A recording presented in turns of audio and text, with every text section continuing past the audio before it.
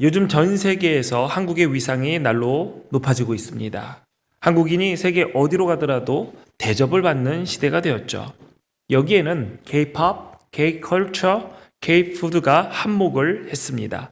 해외에서 한국인을 만나는 외국인들은 아직도 2021년에 방영된 드라마 오징어 게임 이야기를 건넵니다. 그만큼 그 드라마가 강렬한 인상으로 남았나 봅니다.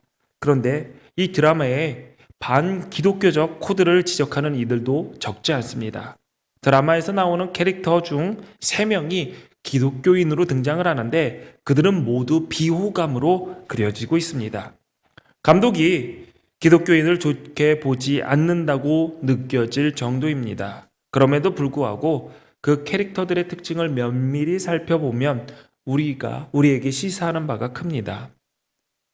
우리 역시 자기 중심적인 기도만 하고 있지는 않은지, 우리 역시 어떤 죄를 지어도 회개 기도만 하면 된다고 생각하는 것은 아닌지, 우리 역시 전도가 사랑이 빠진 공허한 울림이 아닌지.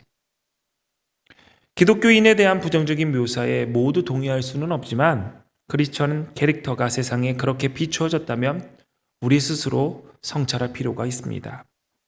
캐릭터의 사전적 의미는 소설이나 연극에 등장하는 인물의 개성이나 이미지를 뜻합니다. 겉으로 딱 볼 때 드러나는 특징을 캐릭터라고 합니다.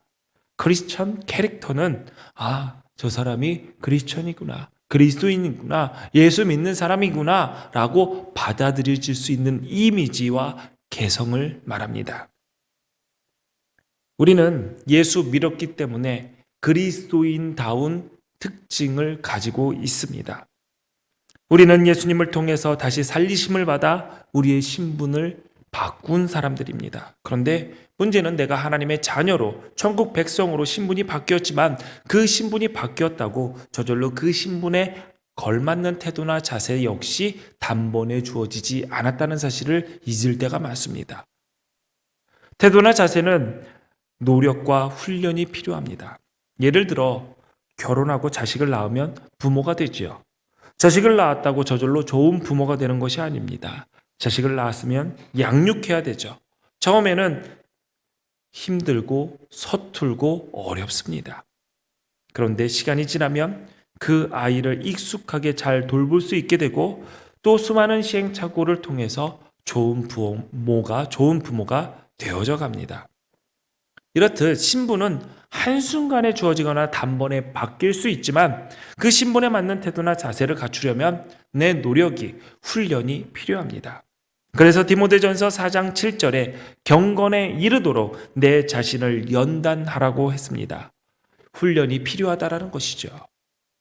우리가 그리스도 안에서 새로운 피조물이 되었다고, 신분이 되었다고, 그리스도인으로서 자녀를 어떻게 양육해야 하는지, 부모를 어떻게 섬겨야 되는지, 학생이면 어떻게 살아야 하는지, 직장인이면 일터에서 어떻게 살아야 되는지 정확하게 다 알지 못합니다. 어떨 때 어떤 태도로, 어떤 자세로 대해야 될지 정확하게 알지 못합니다.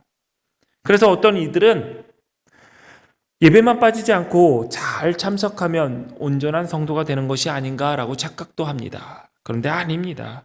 우리가 온전한 성도로 살기 위해서는 예배 참석하는 것뿐만이 아니라 훈련이 있어야 됩니다. 예배를 끝나고 같이 교제를 나누는 것도 훈련입니다. 사람들과 부딪히는 것, 교제를 맺는 것, 관계 맺는 것 어렵고 힘듭니다. 에너지가 많이 소모가 됩니다. 그래서 귀찮다고 예배만 마치고 그냥 나가는 것. 그것도 하나님께서 기뻐하시는 일이 아니라는 사실을 우리도 알아야 됩니다. 하나님께서는 성경을 통해서 늘 얘기했습니다. 하나됨을 힘써 지켜라. 하나됨을 힘써 지켜라.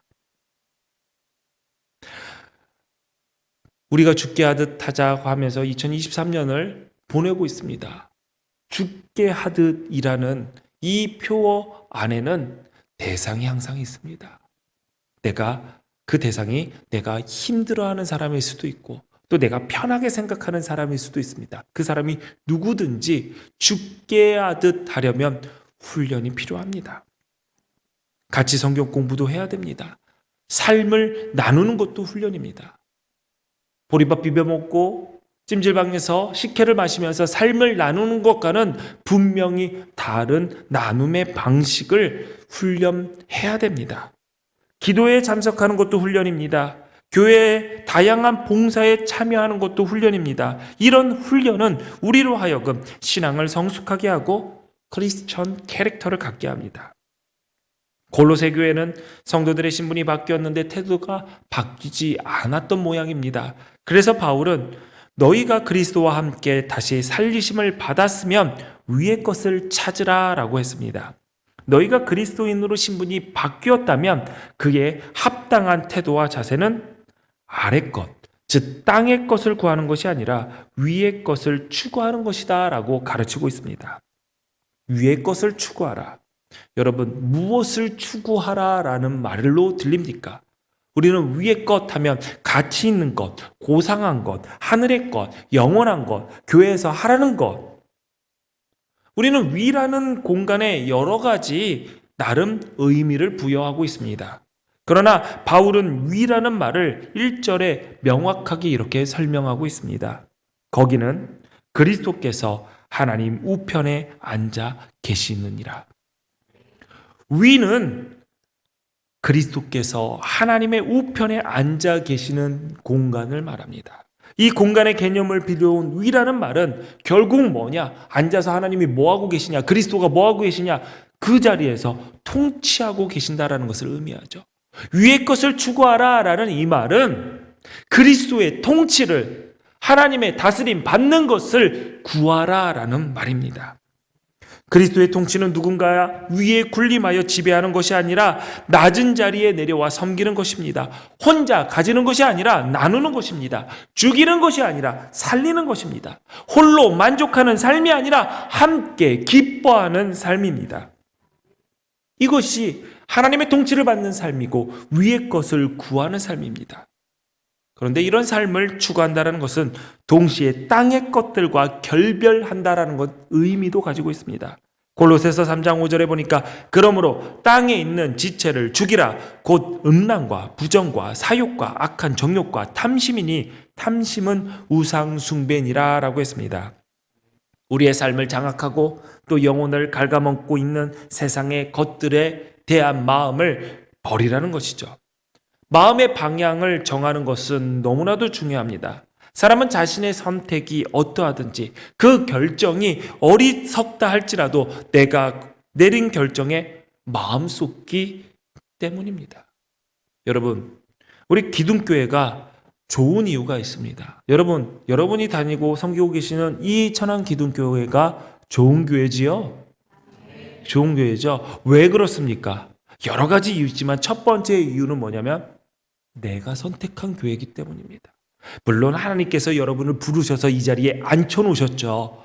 그런데 우리가 생각할 때는 내가 선택했잖아. 내가 이 교회에 와서 이 교회에서 하나님을 같이 섬겨야겠다라는 마음이 들었잖아 라는 생각 때문에 이 교회가 좋은 겁니다. 맞아요. 여러분이 쓰는 물건이 좋은 거예요. 여러분이 핸드폰을 씁니다. 갤럭시를 쓰든 삼성 갤럭시를 쓰든 애플을 쓰든 애플 아이폰을 쓰든 다 자기가 쓰는 거 좋다고 그래요. 그런데 자기가 쓰는 거 안 좋다고 한 사람은 뭐죠? 바꿀 사람들. 아이폰을 쓰는데 아이폰 별로 안 좋아 그러면 그 사람은 다음에 갤럭시 쓸 사람입니다. 갤럭시 쓰는데 이건 뭔가 감성이 없어 하는 사람은 아이폰 쓸 사람이라는 거죠. 내 선택에 마음이 두기 마련입니다. 그러므로 내 마음을 어디에 두었나가 굉장히 중요한 것이죠. 그래서 바울은 땅의 것들의 마음을 두지 말라고 얘기를 합니다. 죽여라 라고 얘기를 하죠. 바울이 죽이라고 말하는 것은 음란, 더러움, 사욕, 악한 욕만, 탐심인데 여러분 이것을 다 연결해 보면 어디 하나로 연결이 되냐면 다 성적인 죄와 연결이 되어 있음을 알 수가 있습니다. 음란함과 더러움, 사욕과 악한 욕만, 탐심, 난잡하고 자기만족적인 성적인 행위, 성의 왜곡, 통제 불가능한 욕망, 자기 만족만을 추구하는 일체 행위를 그는 다 탐욕이라고 얘기하고 그 탐욕은 우상숭배다라고 얘기를 했습니다. 그런데 그게 왜 탐욕이 그렇게 나쁜 것일까요? 탐욕은 상대를 통제하고 그 상대를 소비의 대상으로 여기기 때문입니다. 내가 어떤 물건만 탐욕, 갖고 싶어서 욕망하는 것이 탐욕이 아니라 사람도 탐욕의 대상이 될 수 있다는 사실을 우리는 잊지 말아야 됩니다. 지난 2020년 우리 사회를 큰 충격에 빠지게 한 사건이 있었습니다. 소위 엠번방 사건으로 알려진 범죄입니다. 미성년자들을 포함한 많은 여성들을 성착취하고 그것을 공유하며 낄낄대며 그들을 자신의 욕구를 해소하는 수단으로 삼았던 그 범죄 행각이 우리 사회에서 드러난 것이죠. 더 놀라운 것은 거기에 가담한 인원만 26만 명이 넘는다는 사실입니다. 우리는 사람이 하나님의 형상대로 지음받았음을 믿습니다. 이 믿음은 세상의 어느 누구도 함부로 취급받아서는 안 된다라는 고백이기도 합니다. 개인적인 호불호를 떠나서 우리 앞에 있는 사람은 누구나 다 하나님의 형상입니다. 하나님의 형상을 가진 사람을 인격이 아닌 물건처럼 대하는 것, 이것은 하나님을 향한 모욕이자 반역입니다. 죄악입니다. 세상의 어떤 사람도 조롱거리가 되어서는 안 됩니다. 하지만 우리의 현실은 그렇지 않습니다. 조금만 힘이 있으면 힘 없는 자들을 향해 조롱을 합니다. 내가 조금 더 많이 가졌으면 나보다 덜 가진 사람을 향해서 비아냥됩니다. 비웃습니다. 현실이 이러하니 바울이 우리에게 이렇게 얘기합니다. 그리스도와 함께 부활의 생명에 동참했으니 너희들은 이러한 땅의 것에 마음을 두지 말고 땅의 방법대로 살아가지 말고 위에 있는 것들 하나님의 통치를 받으며 살으라 라고 말합니다. 골로새서 3장 8절에는 이제는 너희가 이 모든 것을 벗어버리라 곧 분함과 노여움과 악의와 비방과 너희 입에 부끄러운 말이라 라고 했습니다.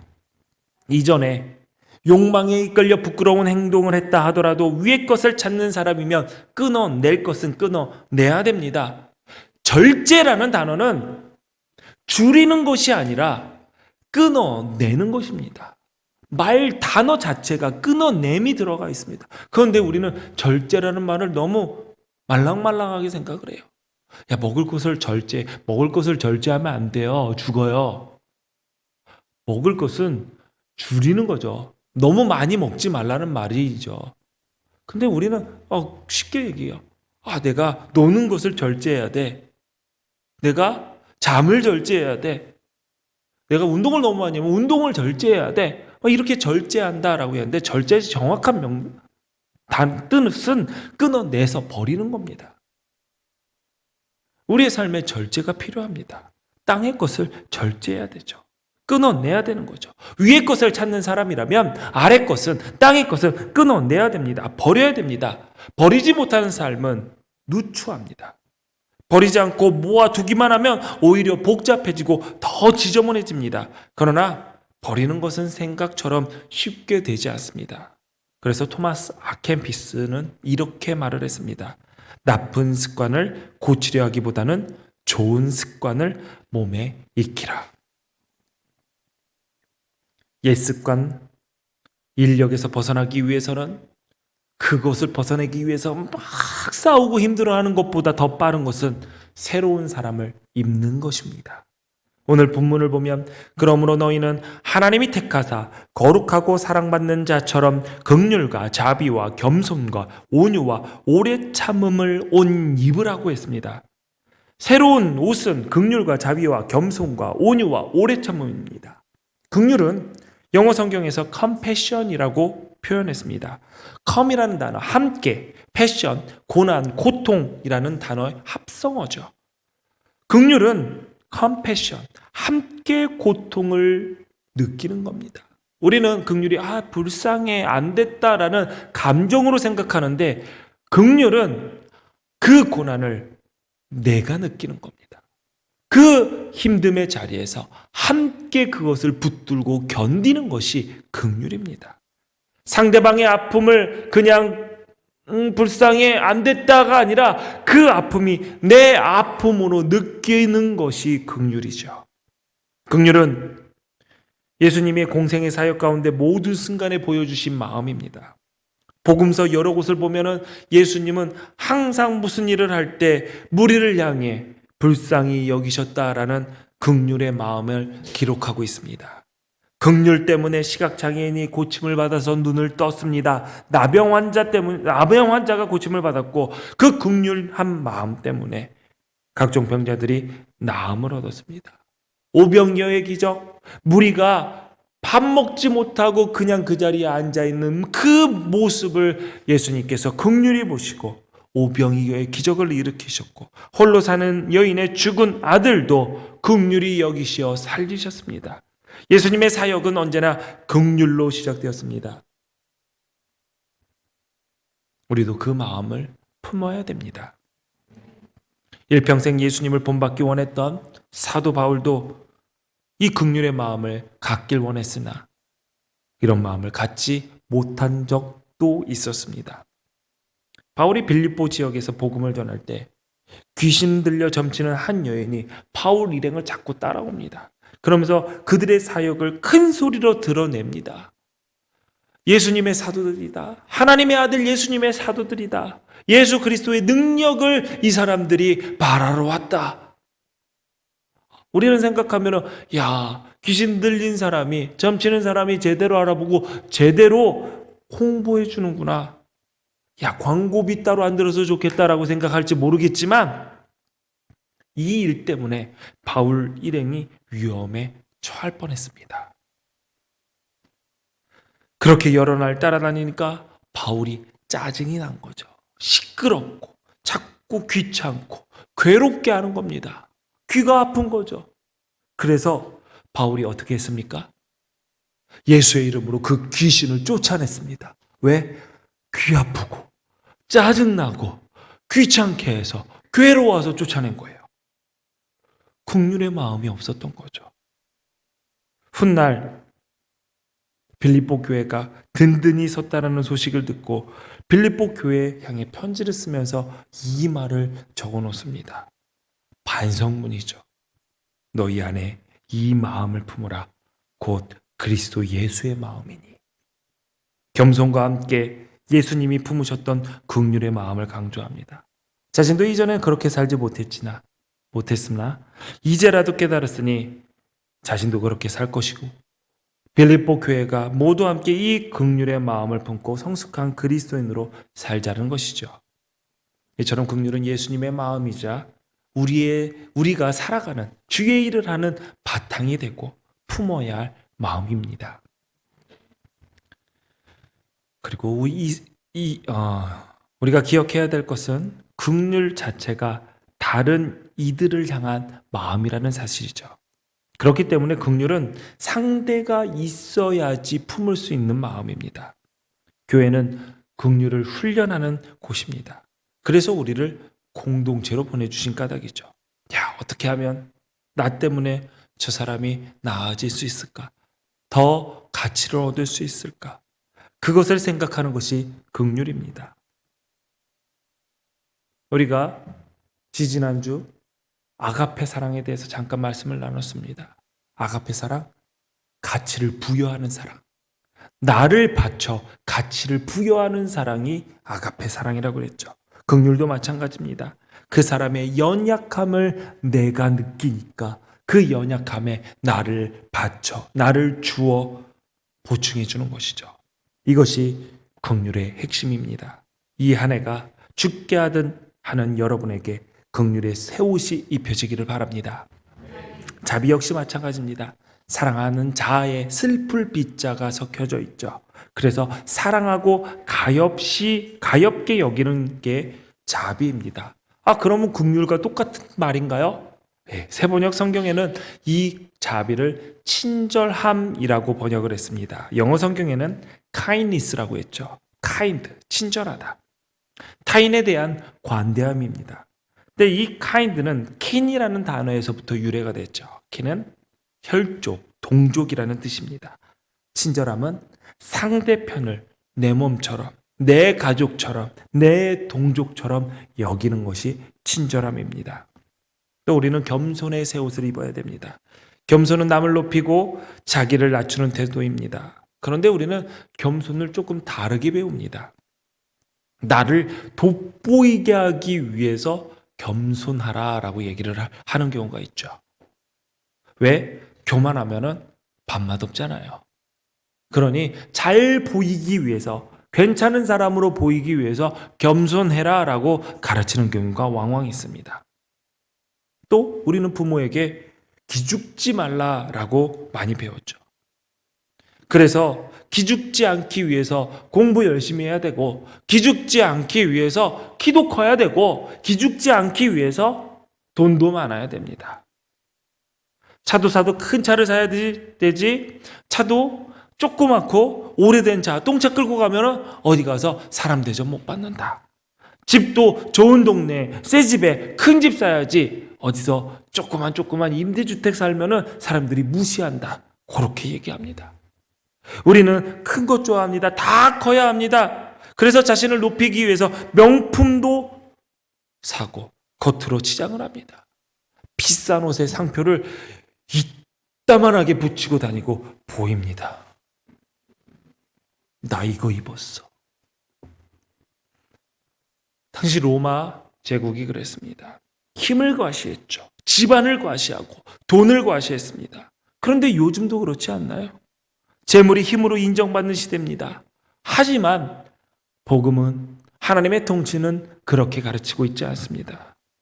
우리를 향한 구원 사건에서 우리가 결코 잊지 말아야 하는 것은 하나님이 우리를 구원하시기 위해서 친히 인간이 되어 이 땅에 오셨다라는 사실입니다.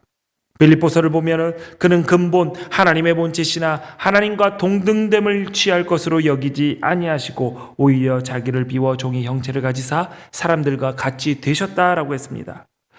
내가 마땅히 받을 수 있는 대우를 거절하고 나와 함께할 사람들과 같은 자리에 있는 것, 이것이 하나님의 겸손이자 복음입니다. 사랑하는 성도 여러분, 이제부터 여러분의 자녀들에게, 여러분의 제자들에게 기죽지 말라고 가르치지 마십시오. 반대로 자녀들에게 예의 있는 사람이 되라고 가르치십시오. 누군가를 긍휼히 여기는 친절한 사람이 되라고 가르쳐야 됩니다. 올 한 해 우리부터, 작은 것부터 겸손의 삶을 살아야 됩니다. 아이들과 인사할 때 아이들 톤으로 인사해야 됩니다. 아이들과 인사하는데 무거운 어른 톤으로 똑바로 서서 인사하는 것은 아이들 보기 어렵습니다. 자기를 낮추고 아이의 눈높이에서 대화하는 것 역시도 겸손입니다. 그리고 어르신과 대화할 때, 이야기할 때 천천히 또박또박 좀 더 큰 목소리로 이야기해야 됩니다. 어른들은 귀가 좋지 않습니다. 저희 부모님들도 귀가 다들 안 좋으세요. 한쪽이 안 좋아요. 그러면은 반대쪽으로 와서 저는 반대쪽으로 가서 얘기를 합니다.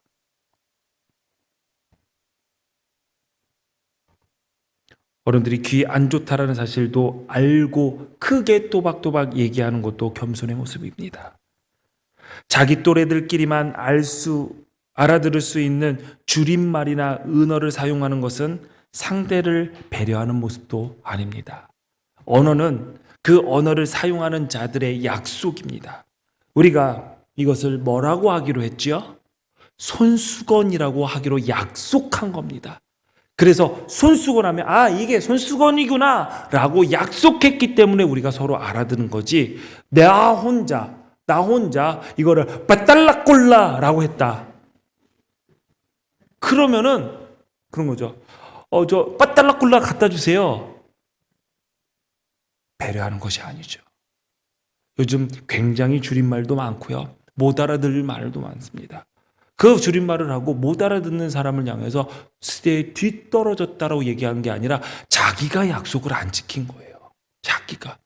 우리가 언제부터 버스카드 충전을 뻑가충이라고 하기로 약속했나요? 우리는 약속한 적이 없어요. 우리가 약속한 것은 짜장면을 이제 표준어로 사용하자 라고 하는 것만 약속을 했죠. 예전에는 자장면이었죠. 뭔가 자장면 하면은 맛없게 느껴지지 않나요? 그래서 우리가 맛없는 것 같아. 이제 이 자장면이라고도 하고 짜장면이라고도 하자라고 약속했기 때문에 짜장면이 된 겁니다. 이게 아까 뭐라고 그랬죠? 그거는 아닌 거예요.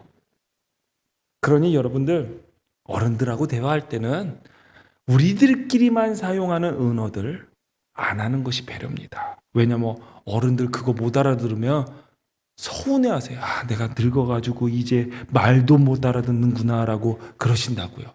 그러니 명절에 할머니들, 할아버지들, 어른들 앞에서 괜히 오늘 알아뒀네 뭐 이런 식으로 얘기하지 마세요. 요즘 이 알아도 안 쓰죠? 아이라인. 이런 거 안 쓰잖아요. 여러분, 어르신들과 이야기할 때 그분들이 알아들을 수 있도록 단어 선택을 하는 것도 친절이자 겸손입니다. 또 한 가지, 교회 공동체 안에서 열심히 헌신했는데 사람들이 안 알아준다고, 목사님이 안 알아준다고 서운해하시는 분들도 왕왕 계십니다. 그런데 인정은 세상에 나가서 받는 거고요. 교회에서는 인정하는 것을 훈련하기 위해서 우리는 모였습니다. 그러니 인정받지 못한다고 서운해하지 마시고, 내가 사람들을 인정하지 못하고 있고 인정해주고 격려하고 칭찬하지 못하는 것에 힘들어하시기 바랍니다. 교회는 인정받는 것이 아니라 남을 인정하는 것을 훈련하는 것입니다. 겸손의 핵심이 무엇입니까? 나를 낮추는 것이 아니라 낮춰서 남을 인정하는 것입니다. 낮추는 목적이 나를 그냥 낮추는 것이 아니라 상대를 인정하기 위해서 나를 낮추는 것이죠. 겸손의 핵심이 바로 여기에 있습니다. 인정하는 것입니다. 그런데 우리는 누군가 슬픈 일을 당하면 위로는 잘해요. 그런데 누군가 잘 되면 어떻게 하죠? 속상합니다. 그래서 스스로를 위로합니다. 나는 똑같이 밥 3끼 다 먹는데 나는 왜 아직까지 이 모양이야?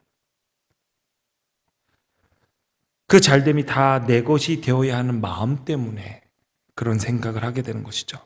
그러나 진심으로 축하해주고 그의 노력을 인정해주는 것 역시 겸손입니다. 그러므로 칭찬에 인색하지 말아야 돼요. 교만한 사람은 절대 칭찬하지 못합니다. 교만한 사람은 절대 남을 칭찬하지 않고 늘 나만 칭찬합니다. 나를 칭찬하는데 다른 사람이 나를 칭찬을 알으니까 열받는 거죠. 화나는 거죠. 누군가의 작은 행동에도 인정해 줄 줄 알아야 됩니다. 특히 아이들에게 필요한 것은 인정해 주는 것이죠. 잘했구나. 애썼구나. 칭찬해 주는 것입니다. 이 한해 상대방을 존중해 주고 인정해 주고 잘한 것은 잘했다. 칭찬해 주고 박수 쳐 주는 겸손함의 옷을 입는 한 해 되시기를 바랍니다. 또 온유와 오래 참음의 새 옷을 입어야 됩니다. 온유라는 말은 그냥 착한 것이 아닙니다. 사나운 짐승들이 조련사에 의해 잘 길들여져 있는 상태를 온유라는 말, 그 상태가 온유라는 의미를 가지고 있죠. 쉽게 말하면 내가 가진 힘을 조절하는 것입니다. 다른 이들을 위해서 내가 힘을 가졌으나 힘을 다 쓰지 않는 것이죠. 비굴은 다릅니다. 비굴은 힘이 없어서 어쩔 수 없이 무릎 꿇는 것이 비굴한 것이죠. 세상은 낮은 사람이 높은 사람을 섬겨야 되고 힘없는 사람이 힘 있는 사람을 섬기라고 얘기합니다. 그러나 복음은, 하나님의 말씀은 위에 통치는 높은 사람이 낮은 사람을 섬기고 힘 있는 자들이 힘 없는 자들을 돌보는 것이 위의 것입니다. 여러분이 가지고 있는 힘 앞으로도 더 많이 가지시길 바랍니다. 더 세지시기 바랍니다. 그리고 그 힘을 주의 말씀에 조련되어서 섬김과 돌봄에 사용되는 온유의 사람으로 서시기를 바랍니다. 또 우리에겐 인내가 필요합니다. 그런데 성경은 그냥 참지 말라고 합니다. 오래 참으라고 얘기를 합니다. 말 그대로 가족끼리든 성도들끼리든 서로 오래 참아주는 것이 필요합니다. 왜? 오래 참아야지 평화가 이루어지고 공동체가 더 성숙해지기 때문입니다. 저는 그런 생각을 합니다. 우리 교회는 교회를 떠도는 방랑자들이 와서 사명자들이 되고 하나님을 모르는 자들이 하나님을 알고 천국 삶을 이 땅에서 사는 천국의 삶이 무엇인지 모르는 자들이 와서 천국의 삶이 어떠한지 배우고 누리는 곳이다. 저는 그렇게 생각을 합니다. 그런데 그 생각을 끝까지 가지려면 가장 필요한 게 뭐냐? 오래 참아야 됩니다. 사람은 잘 안 바뀝니다. 여러분 스스로 보십시오. 여러분이 바뀌나요? 안 바뀝니다. 그래서 하나님께서도 우리를 오래 참으십니다. 기다리면서. 그러니 우리 역시 오래 참아야 됩니다. 저 사람은 왜 이렇게 안 변해? 내 남편은 왜 이렇게 안 변해? 내 아내는 왜 이렇게 안 변해? 내 자식은 왜 여전히 똑같은 거야? 늘 왜 한결같은 거야? 왜 여기에만 꾸준한 거야? 라고 얘기를 하죠. 그러나 여러분 오래 참으십시오. 하나님께서 지금도 일하고 계심을 믿는다면 오래 참을 때 하나님의 일하심이 여러분 눈에 보이기 시작할 것입니다. 하나님은 우리를 공동체로 부르셨습니다. 우리는 이 부르심을 하나님께서는 우리를 이렇게 부르셨다라는 이 말을 너무 개인적으로 이해합니다. 오늘날 한국교회의 개교회주의 다 하나님의 부르심을 제대로 이해하지 못했기 때문에 생긴 결과이죠. 솔직히 말해서 관계 맺는 것은 불편하고 힘이 많이 듭니다. 제일 편한 것은 혼자 사는 것입니다. 누가 뭐라고 하지 않죠? 누구 챙길 이유 없죠? 혼자 사는 것이 가장 편하죠. 하지만 하나님은 우리를 그렇게 만들지 않으셨습니다. 더불어 살게끔 하셨습니다. 그래서 이번 한 주 여러분 말씀을 들고 붙들고 사실 때 한번 주변을 돌아보십시오. 내가 돌봐야 될 사람, 내가 챙겨야 될 사람, 내가 도울 사람은 누구인가? 올 한 해 우리의 캐릭터, 우리의 특징 주께 하듯입니다. 주님께 하듯. 어떻게 할까요? 긍휼과 자비와 겸손과 온유와 오래 참음으로 해야 됩니다. 이것이 올 한 해 우리가 입어야 될 새 옷이자 우리를 봤을 때 크리스찬 캐릭터? 당신의 특징? 기둥교회 다니는 누구가 아무개의 모습이라는 이 크리스찬 캐릭터가 확연히 드러나요. 모든 것을 죽게 하듯 하는 그 말씀에 합당하게 사시며 승리하는 삶이 되시기를 주님의 이름으로 축원합니다. 기도하시겠습니다. 사랑의 하나님, 그리스도의 사랑으로 새로운 피조물 된 우리가 무엇을 하든지 무엇을 대하든지 죽게 하듯 하는 삶이 되게 하여 주옵소서. 더 구체적으로 긍휼과 친절과 겸손과 온유와 오래 참음을 드러내며 살게 하여 주옵소서. 2023년 하나님을 알고 그 마음을 헤아리며 하나님의 통치를 구하여 모든 일에 죽게 하듯 하는 믿음의 승리자들 되게 하여 주옵소서. 예수님 이름으로 기도합니다. 아멘.